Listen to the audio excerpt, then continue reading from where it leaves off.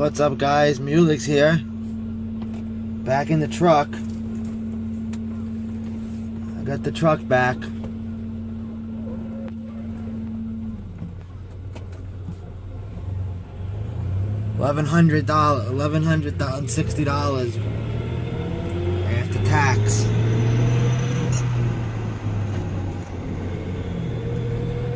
New slave cylinder, new master cylinder, new clutch.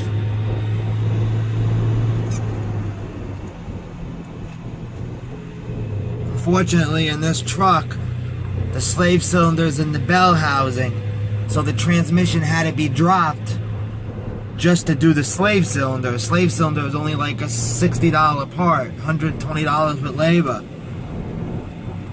But since it's in the bell housing, the transmission had to come out.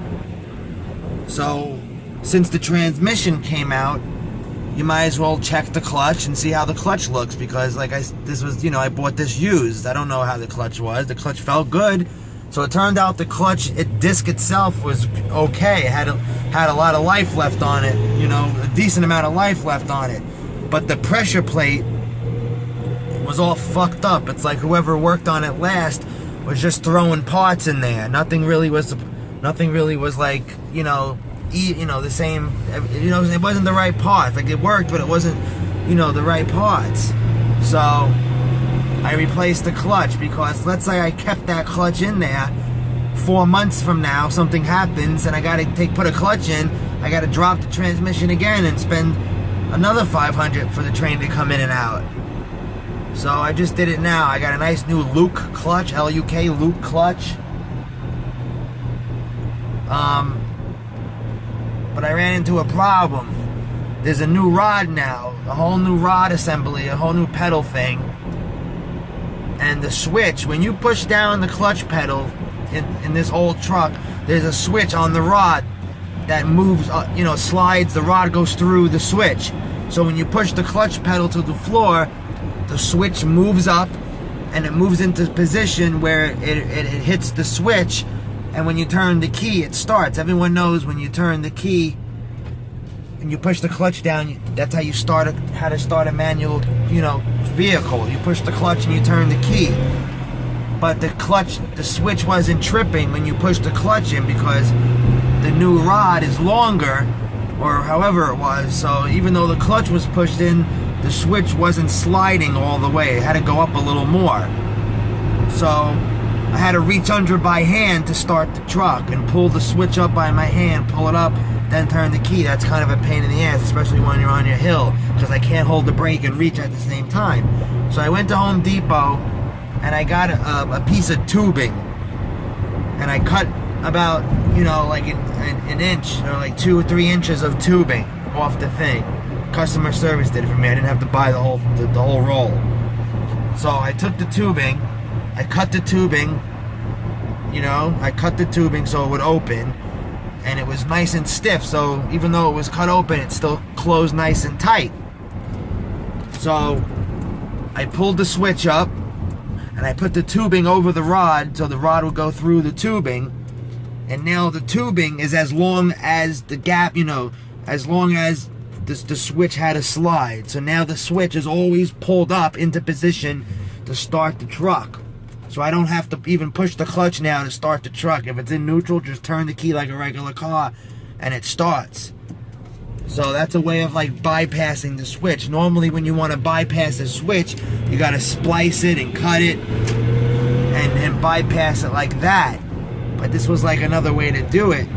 The mechanic told me to do it. He wasn't sure if it was going to work, but it worked. That's pretty cool now. Now I don't have to push the clutch to start the car. So if someone else drives this truck, they just have to make sure it's in neutral before they turn the key. Because if it's in gear, it's going to jump forward. Because when I park it, my e-brake don't work, so I put it in gear. He's going to do an oil change for free for me. I got to bring him the oil and filter. I'm doing that Tuesday. I checked my oil level. I need oil. And when I drive it now, I smell burning. It's definitely low on oil, but I'm due for an oil change in 85 miles to be exact. That's exactly 3,000 miles. And I was gonna do it, I was gonna do it myself, but I don't have a ramp and everything and jacks. So if he's gonna do it for free for me, because what happened was his mechanic left and didn't come back, so my truck was there 2 weeks, and it wasn't supposed to take that long. So he's gonna do my oil change for free, the labor on the oil change for free to make it up to me. So I'm gonna bring him the oil and filter, Pennzoil high mileage, and a nice K&N filter, not no piece of shit Fram like Jiffy Lube uses. So that's the whole reason why and it's cheaper. Walmart has my oil for under $20, 5 quarts. Can't beat that, it's on sale. So we're gonna go get that. Nice K&N oil filter.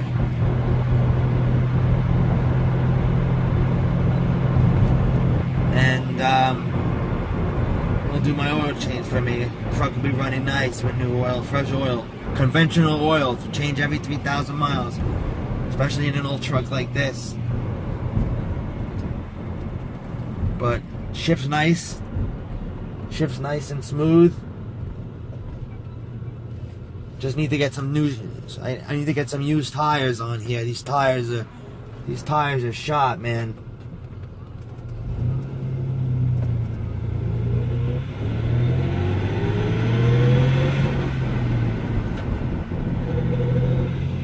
The shift's nice. I can feel it in this, and now the clutch is a lot easier to push in than it was, because that slave was locking up on me. It was starting to go really hard, stiff. Brake fluid probably dirty. Now there's nice new brake fluid in there, and the nice new master cylinder and safe cylinder. So that's pretty cool. So next thing up is an oil change. That's what I'm gonna do next. So on my way to the ATM right now. On my way to the ATM.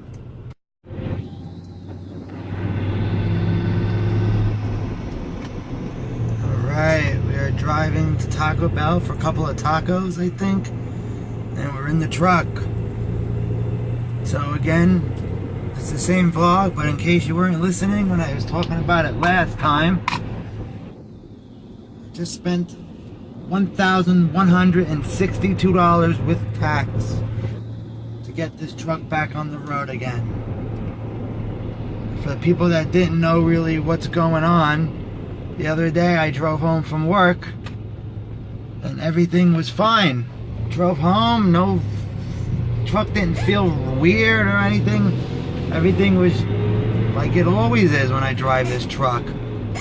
Backed in on the driveway. A few hours later I had to run out and I got into the truck. Went to start the truck and the clutch pedal would not move. It just wouldn't go down. It wouldn't let me push it down. So first I thought it was the pedal, because the pedal had a lot of free play. So if the pedal lifts up towards me a certain amount of distance, it gets hooked on something, and the only way to get it to unhook is to push it really hard and it comes out. So I thought that was the problem, but the pedal would not move, would just not move. So second thought came to my mind is slave cylinder. I'm like, the slave cylinder froze up on me, and that's exactly what happened. Pushed the pedal really hard, and then I heard a pop. The pedal became spongy, like there was air in the line. I got underneath the pedal, and where the rod goes through the firewall to push against the slave that goes against the throwout bearing, brake fluid was dripping in. So that 100% the slave, because brake fluid was coming in. And brake fluid's coming in, that's brake fluid from the slave cylinder coming through where the rod goes through the wall to the slave cylinder. So I'm like, alright, I called Geico, I got a tow to the tranny shop, left him a note, went to work the next day, and looked up on the, AutoZone where I work. I looked in the computer to see what a slave is, and a slave is like 80 bucks. for the right slave for the truck.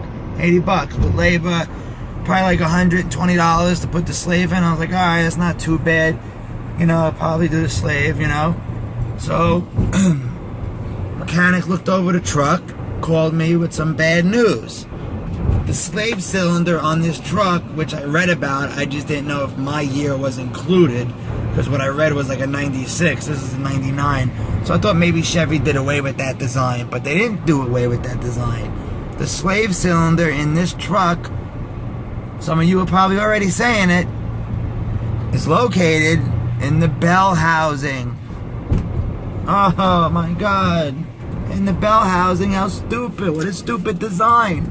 And what does that mean, Mulix? In the bell housing? Alright, so go in the bell housing. Just no big deal. Go in the bell housing. Well, it is a big deal. Alright? Because the bell housing is part of the transmission. The slave's in the bell housing. And the only way to get into the bell housing is to, that's right, people that know what I'm talking about, is to drop the transmission. Drop the transmission, alright? Most shops that are reparable are usually around the same price to do that.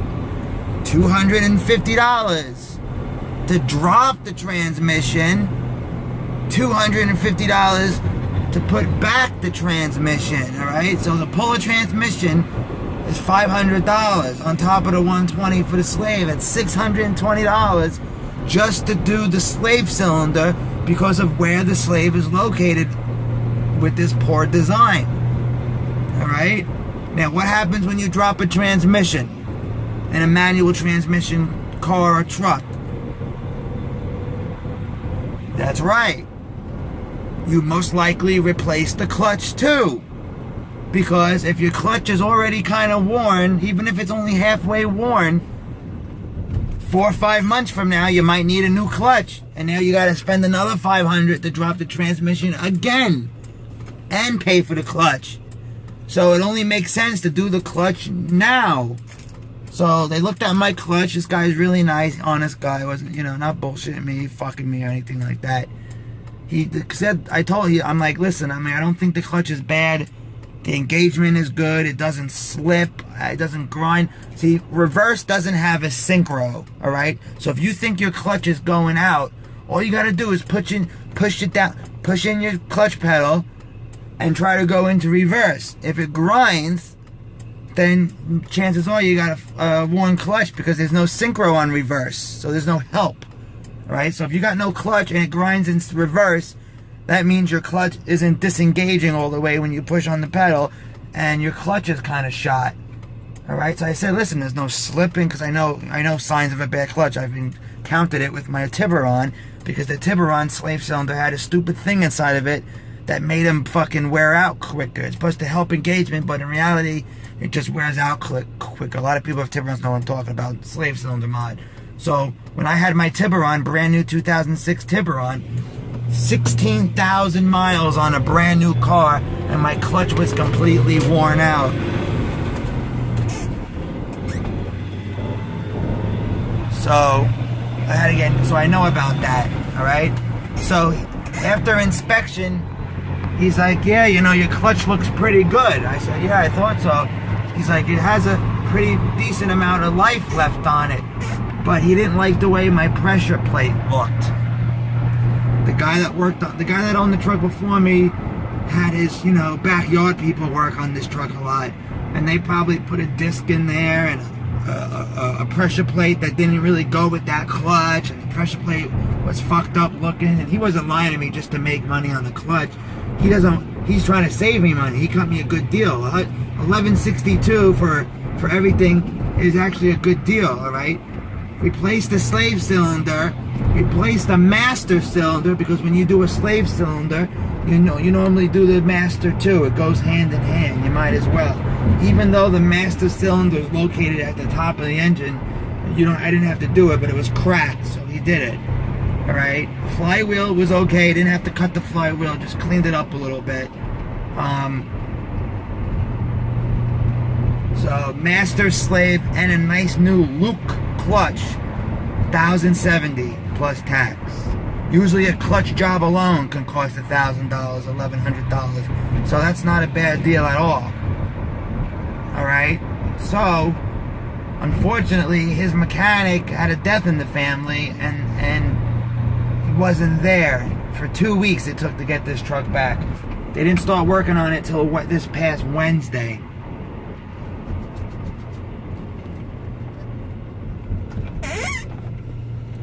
So, I got it back.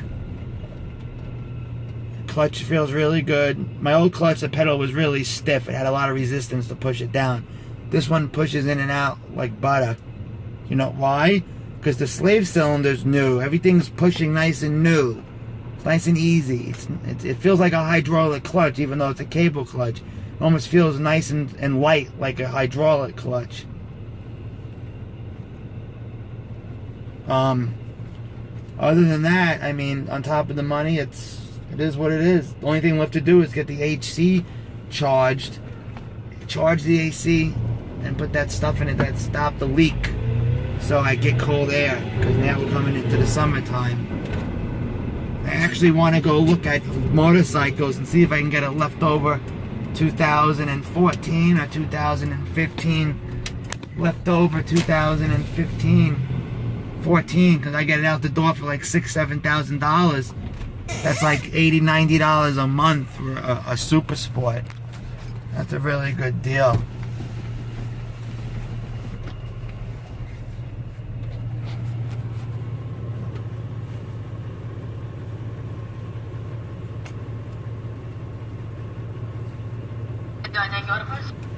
Can I just get a small vanilla shake, please? Okay, pull up to the window, give me the price, $260, please. Alrighty. Alright guys, be right back while I process this sale here. So, now I got the new clutch put in. Nice new Luke clutch, still breaking it in for a few hundred miles. I gotta get an oil change. And,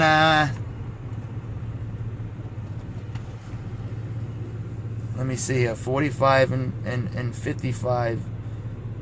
55, 50, 51 miles. I have to get an oil change. 51 miles. And the guy that did the clutch, since he took so long, and I had to rent a car and everything, that cost me more money than I should have. Oh, shit.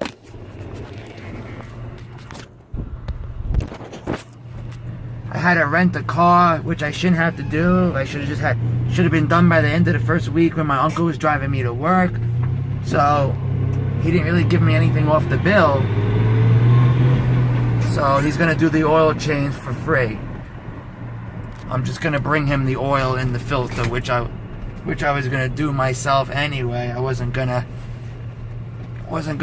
let Jiffy Lube do it. Walmart has my oil for $17.97, and the filter is like, I think it's like Walmart has it for like $8, so it's like $30 at most with tax, with free labor. $30 an oil change, good oil, and a good filter. Pennzoil, that's good oil. I don't care what people say. Pennzoil, high mileage. And I know my dipstick says add. It's like right on add, because I think the truck burns a little tiny bit of oil. So I'm not going to put anything in it now. I'm not going to top it off. Something happened over there.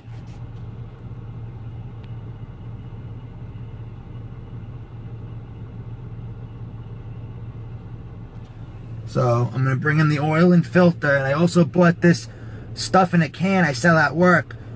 I found it when I was front facing the store. It's called Restore, and it's like almost, it says it's almost guaranteed to improve compression. And my cylinder has a compression problem. That's why my check engine light's on, because I got multiple misfires, but it's low compression in cylinder 1. So I went on Amazon, I searched it on Amazon, and it has great reviews. So I said, you know what? I'm gonna try it. You can put it in with the oil. So I said, listen, you do my oil change for me, I'm giving you this stuff. You can put it in the oil for me. And he'll do it for me. And we're gonna see what happens. I wonder if Taco Bell is even still open. I think it's open till 3. Might be closed. Find out, I just want a taco. Alright, I didn't get tacos. I got 2 beefy Frito burritos. They're $1 each. Got those instead. Tacos are getting expensive now. They're like $2 a taco. And I got a vanilla milkshake. So yeah, I mean the old clutch engaged good. It bit really good. If it wasn't for the slave cylinder going, I would have had that clutch in there still. And if it wasn't for it being in the bell housing, I would still have that clutch. I would have just done the slave for $120. I would have been done. That's it. So, unfortunately, because of Chevy's design, it cost me a lot of money. And see, also the bad thing is the linkage problem that I had in the transmission is still there, because to do the slave in the clutch, you didn't have to open the transmission. So to open the transmission is like doing a complete rebuild. So that could run to like $1,200, you know, just that. So I'm not doing that. I'm just gonna leave the linkage how it is, and hopefully it doesn't completely break on me until I sell the truck. But now I should really keep the truck. And another thing, the squeak in the pedal is still there. Alright, so the squeak isn't the pedal, it isn't the slave cylinder, it's the rubber hole that the rod slides in and out of. That's where the squeak is. It's the metal rod rubbing against the rubber. It's what's squeaking. So I should have told him about that to lubricate inside of there, but I didn't. So all I can do is really get like a WD-40, get the hose in there and spray. But I don't think it's going to be possible because now the pedal has a new assembly on it. Like the rod and everything that was held in by the cotter pin is gone. That's gone. It's a whole new part that goes under there now, which is pretty good because that always kept breaking on me and I always had to go under there to fix it. So this is actually nice now, but everything shifts real, and the pedal is how it's supposed to be. Like see, like anyone that drove this truck would say your clutch is shot because it engages and it fully engages at the top of the throw. Normally, like most cars start to, remember when I did my how to drive a clutch video, manual video, and I would say how it starts to roll right off the floor?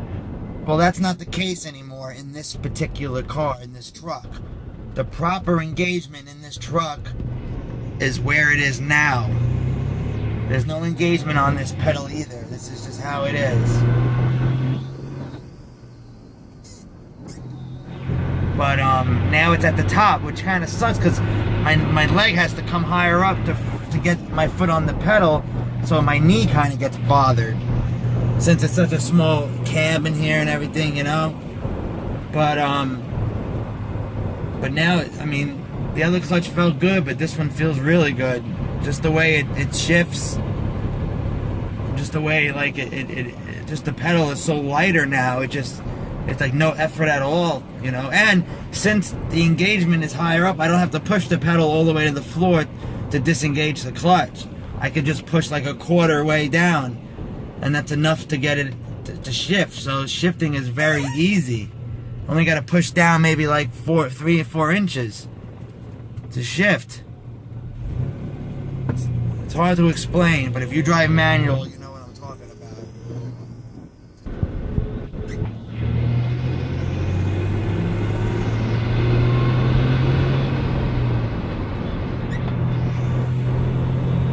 But yeah, for the first 300 miles or so, I'm just gonna shift very smooth.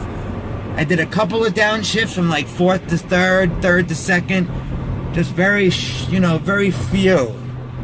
You gotta break in the clutch. Some people get a new clutch and they get in their car and they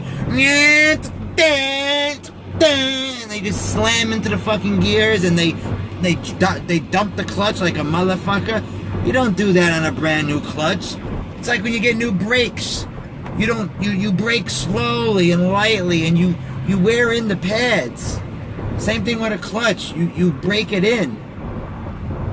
You can wear out a brand new clutch if you were dumping the, running off the line and just dumping the clutch, revving it up and popping the clutch. You could blow out a clutch like that because the material on the disc is so new. It's not worn in, where it's not worn in to where it's always going to be making contact. It's always not going to be. You gotta wear off that first little layer. You know what I mean? People, if you know what I'm talking about, you know what I'm talking about. But if you don't know anything about manuals, you're lost right now. But this is how it is.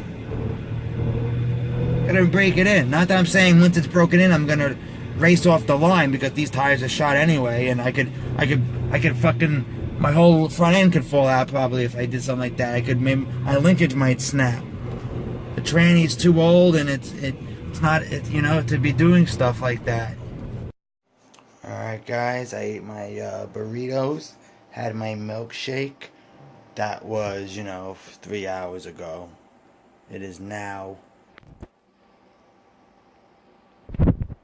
5:12 in the morning. I gotta be at work at 2 p.m. 2 p.m. I gotta be at work, but I'll go to bed soon. I'll sleep for like 4 or 5 hours or whatever. Get up, and it's really it. Go to work, do some Whittaker. The only bad thing is I gotta work all the way to fucking close 9 p.m. Then the next day I gotta be in at noon and work till 9 p.m. Those are the 2 long days of the week for me though this week.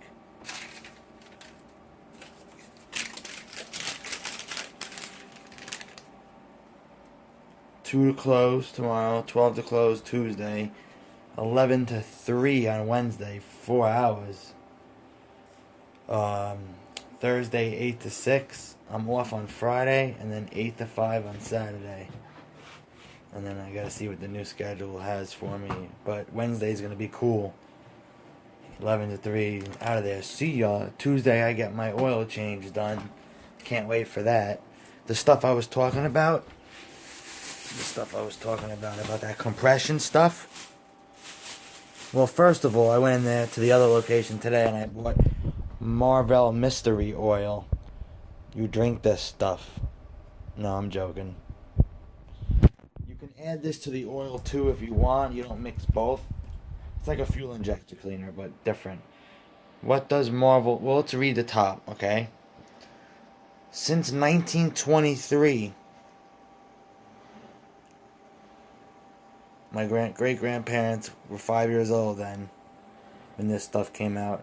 Marvel Mystery Oil has helped increase the life of countless engines of all types, from fighter planes in World War II to exotic sport cars to long-haul trucks and everything in between. Those in the know, really, that's really what it says. Those in the know depend on original formula Marvel Mystery Oil. That does not make sense at all. Those in the know, like KNOW, like I know you. Those in the know depends on original formula Marvel Mystery Oil. What does Marvel do? Cleans the engine from the inside out. When added to your engine oil, Marvel breaks down and removes harmful deposits of sludge and carbon. Cleaner engines run better and longer. Increased fuel economy. When regularly added to your fuel, Marvel keeps spark plugs and fuel injectors free of carbon deposits, resulting in better firing plugs and optimal fuel use. Protects against temperature extremes. Marvel fortifies motor oil, both traditional and synthetic, for increased resistance to high temperatures and easier cold weather starting. Enhance overall performance.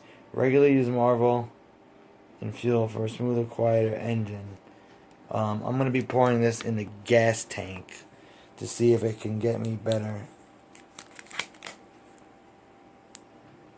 fuel mileage. I lift the tab, but Added to engine oil. At your next oil change, replace 20% of your engine oil with Marvel Mystery Oil.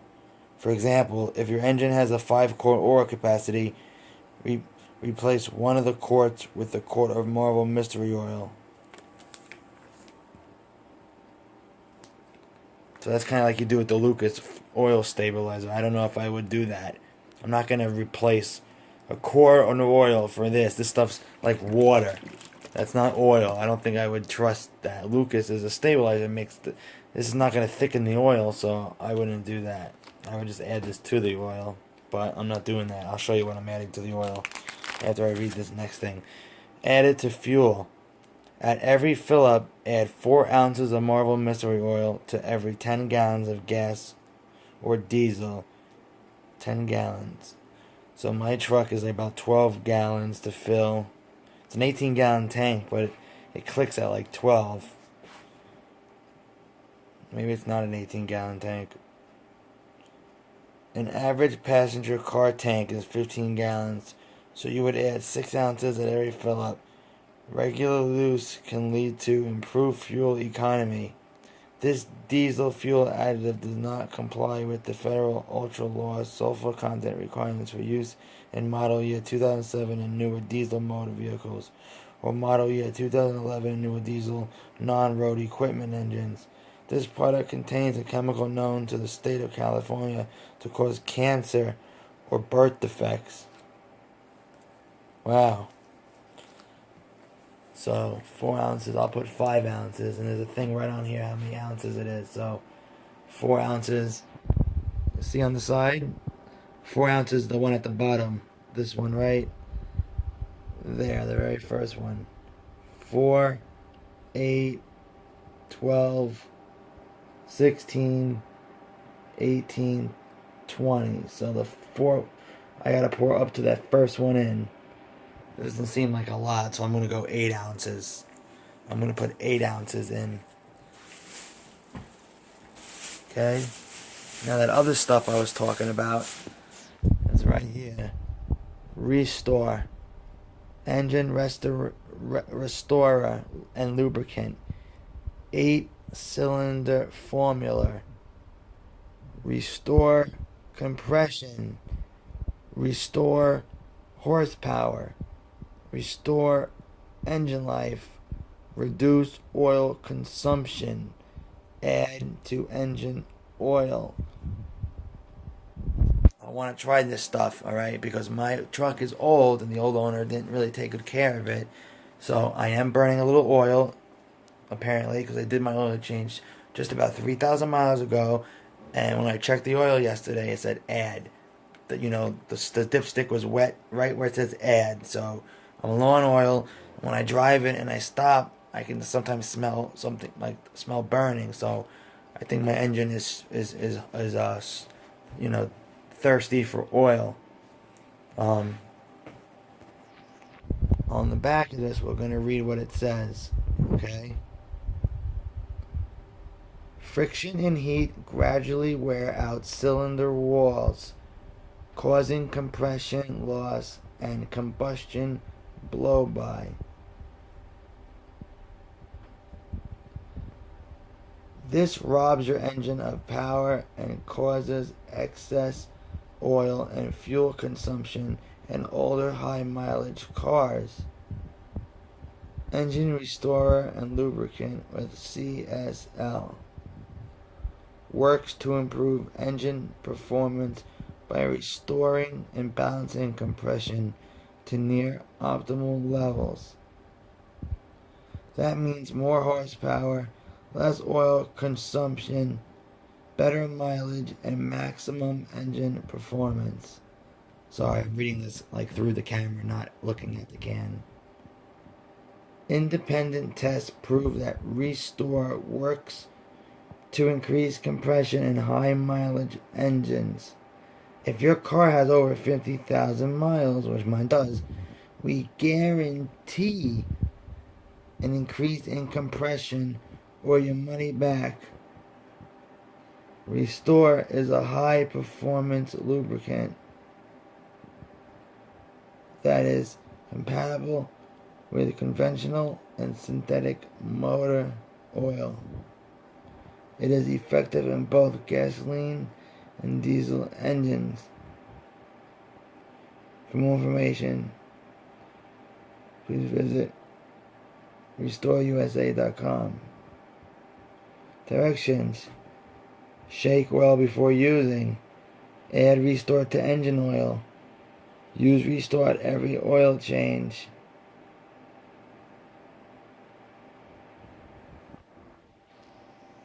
Guaranteed to improve compression or my money back.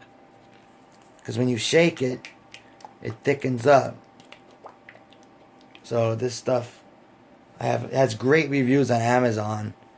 Go to Amazon and type in, I'll put a link in the description below of this stuff. Scroll down and read the reviews. There are people that had the same problem as me, compression, P0300, multiple misfire code. They use this stuff, and after a couple of days of it in there, they said right away they could kind of feel difference, but after a few days, night and day difference. So I'm really, really, really excited to try this stuff. I have the guy who's doing the oil change for me to put it in the engine oil. I told him, I'm going to tell him again, just shake it really good and put it in there for me. I'm going to wait there for him to do it because I have no ride, so I'm actually going to watch him do the oil change because I want to see exactly where everything is on that truck. I mean, I know what oil filter is and shit, but just want to see, maybe, it'd be cool if, I could actually do it myself. Hey, just, if you want, just stick me in a bay, and I'll do the oil change on the truck if you want, Mike. I won't take any of you guys away. Maybe I'll even ask him. I'm like, listen, since you're doing it for free, and I won't take any of you guys away from work. If you just stick me in the bay at the end, and I'll do the oil change on it. And I do the oil change. I said I'll do it. I just don't have the tools at home. That's why I don't do it. Stick me in a bay. Give me the wrench for the oil, for the drain bolt, and I'll do the oil change, and I'll do it myself. Mike, is that cool? Can I do that? And if he says no because of liability in the shop, then alright, no problem. You guys do it, but maybe he'll let me do it. But anyway, guys, it's 5:30 in the morning, just about. I gotta get to fucking sleep. Hope you enjoy the video. We'll see you soon. Stay safe. Peace.